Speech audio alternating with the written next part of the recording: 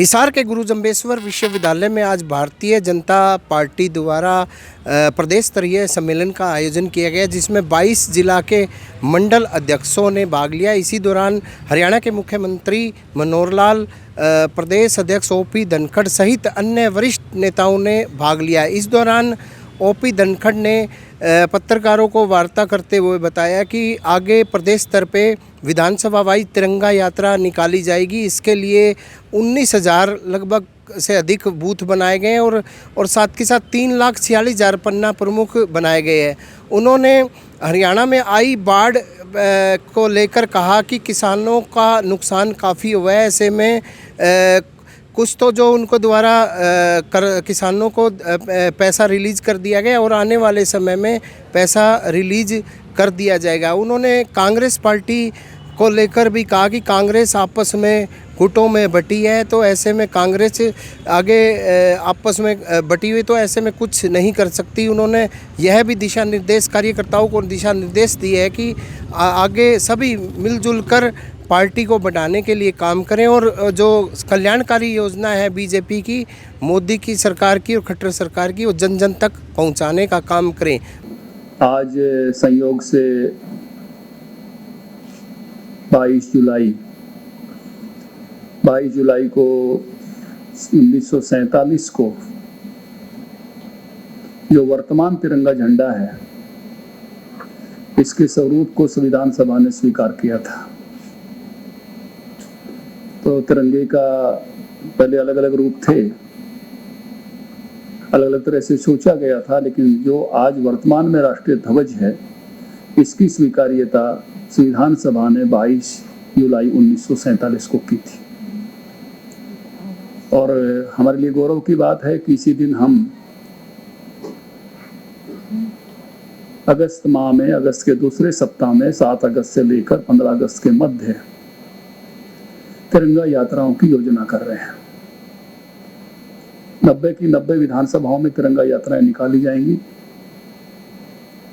Party के भिन्न भिन्न मोर्चों को इसकी जिम्मेवारी सौंपी है। युवा मोर्चा को 22, अनुसूचित जाति मोर्चा को 17, पिछड़ा वर्ग मोर्चा और महिला मोर्चा को 15, किसान मोर्चा को 20 और माइनॉरिटी मोर्चा को 1 यात्रा, ऐसे 90 यात्राएं सौंपी गई हैं, जिसमें ये अपने अपने दायित्वों के साथ इन यात्राओं को संपन्न कराएंगे। स्थानीय भारतीय जनता पार्टी के कार्यकर्ता और नेता इन सब यात्राओं में सहभागी होंगे।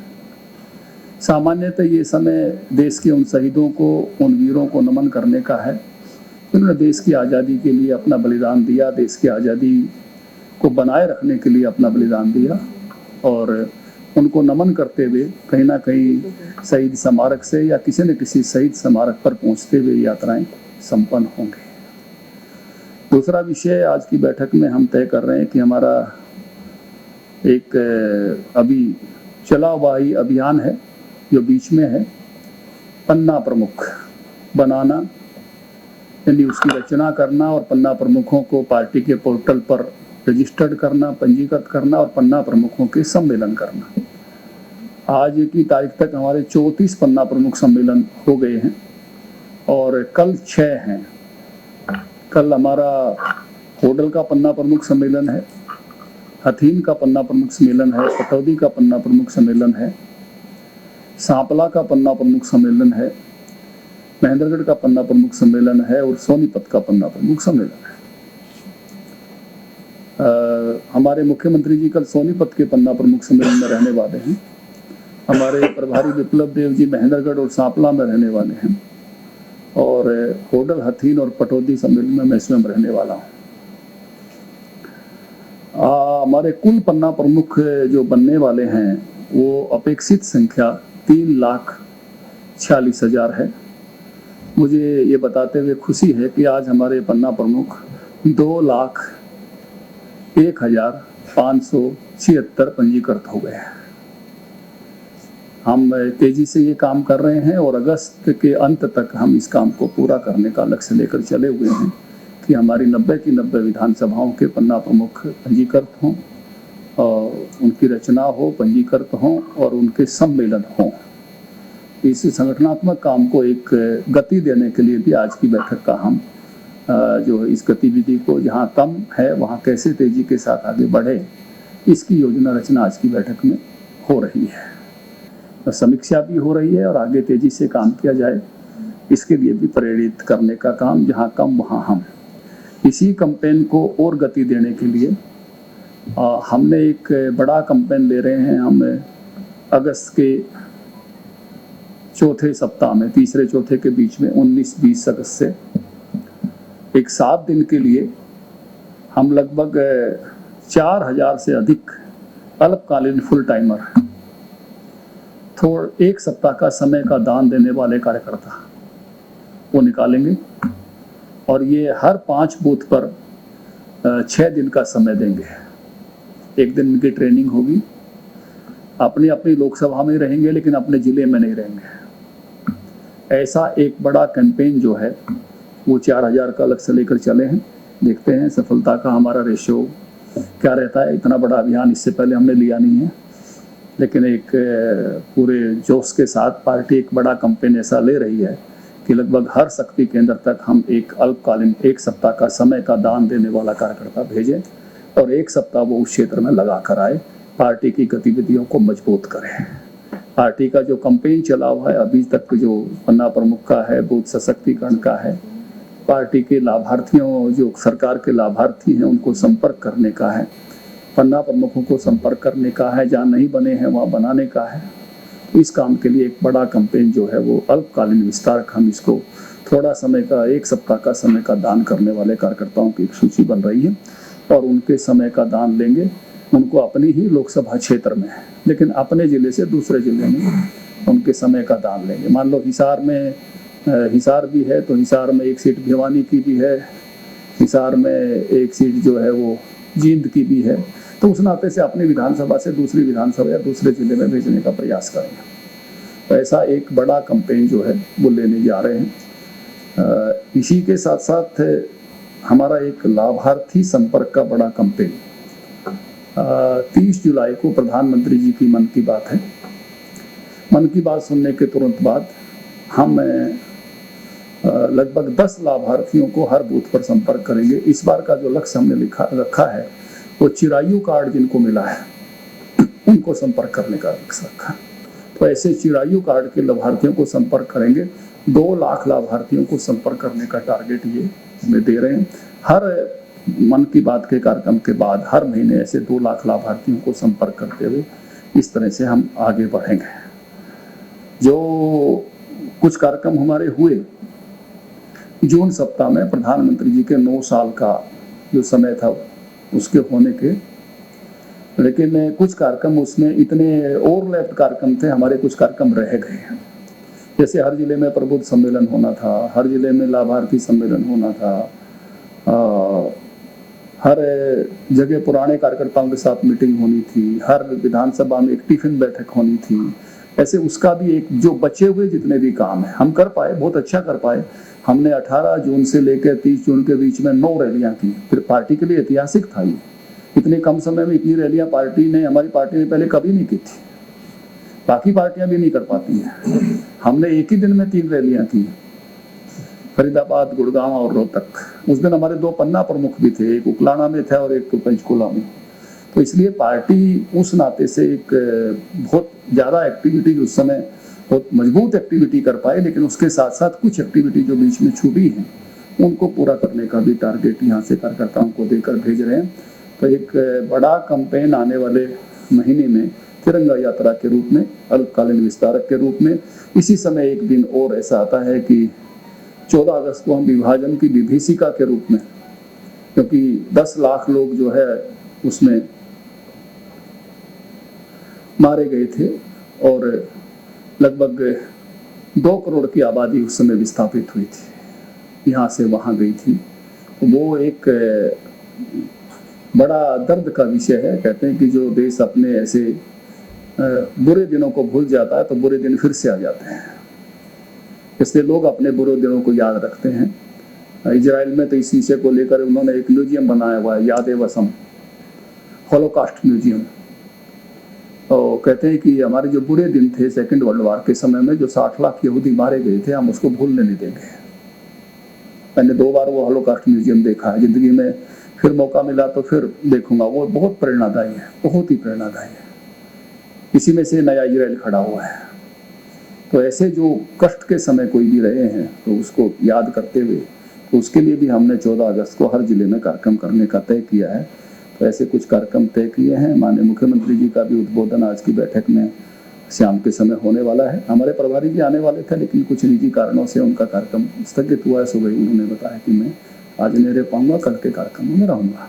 तो बैठक के नाते इतनी बातें मुझे आपसे साझा करनी थी। आपके कोई सवाल हैं तो जरूर। में 29 लोगों ने इस्तीफा दे दिया है, ऐसी स्थिति क्यों आई? बीजेपी के जो लोग थे और आपके पास उनका इस्तीफा आया है नहीं है, तो ऐसी स्थिति क्यों आई? नंबर 2, बाढ़ के कारण हरियाणा में काफी हालात खराब है, किसानों को कितना मुआवजा दिलाने का काम करेंगे? देखिए, सवाल नंबर 1, व्यक्तिगत रूप से मेरे पास किसी का इस्तीफा नहीं पहुंचा है, लेकिन एक अपील मैं आप सबके माध्यम से जरूर करना चाहूँगा। महापुरुष सबके साझे के होते हैं। महापुरुषों को कभी जाति के नज़रिए से हमको नहीं देखना चाहिए, उनका क्षेत्र के नज़रिए से भी नहीं देखना चाहिए। जैसे सुभाष हैं तो पूरे देश के नायक हैं, भगत सिंह हैं तो पूरे देश के नायक हैं, राजगुरु हैं तो पूरे देश के नायक हैं, राम हैं तो हर दिल के नायक हैं, हम ऐसे कृष्ण हैं तो हर दिल के नायक हैं। इनको हम जातीय नज़रिए से नहीं देखना चाहिए किसी को भी। महापुरुष सबके साझे होते हैं और इसी दृष्टि से सबको देखना चाहिए। ऐसी कोई बात हुई है, किसी की भावनाओं को कोई ठेस पहुंची है, तो हम उनको समझाएं बुझाएंगे। पार्टी को, सभी कार्यकर्ताओं को साथ लेकर आगे बढ़ेंगे। जो बाढ़ इस बार आपदा घोषित की गई है, 45 सालों का रिकॉर्ड टूटा है। और आप सबको मालूम है कि हमारी सरकार जब नहीं बनी थी तो आपदा प्रबंधन का पैसा केवल 6,000 रुपये मिलता था। हमने उसको आते ही 12 किया, अब 15 है। तो जिनकी भी फसलें इसमें खराब हुई हैं, जो डिजास्टर मैनेजमेंट का फंड है उसके माध्यम से उनका सहयोग किया जाएगा। प्रदेश में बीमा भी जो है वो उसकी वो हो गई है नोटिफिकेशन, तो जिनको बीमा के माध्यम से मिलना चाहिए वो अपना बीमा कराएंगे, क्योंकि पूरी क्रॉप टाइम का होता है, तो उनको भी उस नाते से सहयोग मिलेगा। इसके अतिरिक्त भी जिनके नुकसान हुए हैं वो डिप्टी कमिश्नर के माध्यम से, किसी की दुकान का है, मकान का है, किसी फार्म अलग प्रकार के जैसे पशुओं के फार्म होते हैं उनका है, वो पंजीकृत करा रहे हैं। तो उनके नाते से जो है वो जो इस बार जो बाढ़ है वो हमारे हरियाणा में 2 पैटर्न हैं पानी के बहाव के। एक इंडस का पैटर्न है, सिंधु नदी का पैटर्न, जिसमें घग्गर और ये टांगरी और कौशल्या, ये सब सरस्वती ये आती हैं, और एक यमुना का पैटर्न है। दोनों में बाढ़ आई है। संयोग ऐसा बना है कि ऐसी जगह पर वर्षा है भगवान जो है, जिसमें दोनों क्षेत्रों में जल भराव हुआ है। तो इधर सिरसा तक भी इस पानी का इस प्रकार से फतेहाबाद तक असर आया है, और उधर भी जो है यमुनानगर से शुरू होकर और उन जिलों में सोनीपत में, पानीपत में कुछ मात्रा में, वहाँ यमुना के बेसिन में भी इसका असर आया है। तो सर सरकारी दफ्तर में सारे के सारे क्लर्क हड़ताल पे, हालांकि बातचीत कल भी हुई है लेकिन उनकी समस्या हल नहीं हुई है और लोग बहुत परेशान हैं उस चीज को लेके। कहीं भी कामकाज नहीं हो रहा, सारा ठप है। निश्चित रूप से जब काम रुकता है तो आम जन को परेशानी होती है, और उसके कारण से क्लर्क तो इस सारे सिस्टम का अपने आप में एक महत्वपूर्ण कड़ी होते हैं। सरकार लेकिन जैसे आपने कहा वार्ता में लगी हुई है। आज भी अभी भी मुख्यमंत्री जी बीच बीच में शायद कुछ ऐसे विषय पर बात कर रहे थे, तो निश्चित रूप से जल्दी समाधान हो, हम सबकी यही अपेक्षा है। संसद में दीपेंद्र हुड्डा के सवाल पर श्रम एवं रोजगार राज्य मंत्री की तरफ से जवाब दिया गया कि बीजेपी राज्य में 3 गुना बेरोजगारी हरियाणा में बढ़ी है। कितना सहमत है? देखिए, दीपेंद्र हुड्डा के आंकड़ों से तो मैं कहूँगा कि 4 गुना कम हो गई है। पहले तो ये 35-36 तक ले जाते थे। ईश्वर की कृपा से ये जो उन्होंने एक कोई एजेंसी बता रखी थी, उस माध्यम से 35-36% तक बेरोजगारी हरियाणा में दीपेंद्र हुड्डा बार बार बताते थे। तो 35-36 से 9 पे आए कम से कम। वो जो झूठ बेचती थी कांग्रेस, वो खत्म हुआ है एक प्राइवेट एजेंसी के माध्यम से। जिन राज्यों में के लोग हमारे यहाँ आके नौकरी करते हैं वहाँ बेरोजगारी कम बताते थे, हमारे राज्य में ज़्यादा बताते थे। ये सही है कि भाई 9% है जो आंकड़ा दिया गया है, और निश्चित रूप से सरकार कटिबद्ध है कि भाई कुछ और लोगों की अभी वैकेंसीज भी निकल रही हैं, और अंत्योदय मेले लगाकर सब रोजगार के अवसर भी बढ़ा रहे हैं। नई इंडस्ट्री भी आ रही है, जैसे थोड़े दिन पहले ही आपको ध्यान है कि प्रधानमंत्री जी ने मारुति के एक नया प्लांट बनने लग रहा है सोनीपत में उद्घाटन किया था। रेल डब्बा फैक्ट्री बनी है, इतनी बड़ी मंडी जो है कई हजार करोड़ की गन्नौर में उसका काम शुरू हो गया है। ऑर्बिटल ट्रेन का काम जो है, कई हाईवे अपने यहाँ निकल रहे हैं। तो निश्चित रूप से रोजगार के अवसर और बढ़ेंगे और ये और नीचे आए, हम सबकी अपेक्षा है। सर, जब किरण चौधरी, रणदीप सिंह सुरजेवाला और कुमारी शैलजा एक साथ हाथ जोड़कर यात्राओं में, रैलियों में खड़ी हुई नजर आ रही है, बीजेपी के लोग बड़े खुश हैं। हाथ जोड़े, कोई राम राम करे तो उसमें तो कोई कष्ट की बात तो होनी नहीं। लेकिन तीनों के हाथ मिलने से बीजेपी में इतनी खुशी की लहर नहीं, ये आपका कहीं आपने कहीं ये नजरिया, ये आकलन ये कहीं किया होगा, मुझे मालूम नहीं है। लेकिन चुनाव नजदीक है तो सभी दलों के सब नेता सक्रिय होते हैं, तो निश्चित रूप से उन्होंने भी अपनी सक्रियता बढ़ाई है चुनाव की दृष्टि से, और ये शायद स्वाभाविक है। सारे दल उस समय सक्रिय है तो कांग्रेस के सब नेता भी सक्रिय होंगे। उनके साथ एनडीए और इंडिया को कैसे देखते हैं? दूसरी ये कि जेजेपी के साथ में जो दोबारा जो तवज्जो दी गई, ये मजबूरी है या जरूरत है? देखिए, पहली बात तो ये है कि ये जिस तरह से कांग्रेस पार्टी ने हमेशा ही राष्ट्रीय प्रतीकों को एक तरह से अपने प्रतीक बनाने के पहले भी बहुत काम किए। जो नेशनल फ्लैग लेके आए उसी तरह का कांग्रेस ने अपना झंडा, उसमें कोई बहुत अंतर लेकर रखकर नहीं चली, और अभी भी उसी प्रकार का ये नामकरण कोशिश की है जिससे लोगों के बीच में ये एक संभ्रम रहे कि ये किसी दलों की बात है कि भारत की बात है। इस पर ऐतराज भी हुए हैं, पूरे देश ने इस बात पर ऐतराज जताया है। बाकी उनकी ताकत और उनकी वीकनेसेस क्या है ये आपके भी ध्यान में है कि जिन स्थानों पर वो साथ आएंगे वहाँ कईयों की ताकत ही नहीं है, जिन स्थानों पर उनके टिकटों के बंटवारे हैं वहाँ उनके अपने झगड़े भी हैं, प्राइम मिनिस्टर कैंडिडेट भी तय नहीं है। इसलिए बहुत बड़ा चैलेंज मैं नहीं मानता कि कोई पुराने यूपीए का है। निश्चित रूप से यहाँ एनडीए की बैठक भी हुई है, जेजेपी भी गई है, जेजेपी उसका हिस्सा है निश्चित रूप से, क्योंकि सरकार में साझेदार है। इसका जो अगला सवाल आप पूछोगे वो उत्तर मैं पहले दे चुका हूँ, और आपने यहाँ से उसके लिए एक बड़ी बहस यहाँ से खड़ी कर दी थी। नहीं, मैं तो इतना ही पूछ रहा हूँ कि मजबूरी या जरूरी जेजेपी? नहीं, कोई मजबूरी नहीं, और जो है गठबंधन की साथी है, गठबंधन में अच्छी सरकार चला रही है। सर, जेजेपी हर सीट के ऊपर अपना अलग चुनाव लड़ने का फैसला कर चुकी है, तो इसे आप कैसे देखते हैं? देखिए, अभी अगले चुनाव में जाने के बारे में किन्हीं दलों का कोई फैसला नहीं हुआ है। जेजेपी बीजेपी का सरकार चलाने का गठबंधन है, वो हमने पहले भी कहा चल रही है, इसलिए वो एनडीए का हिस्सा भी है।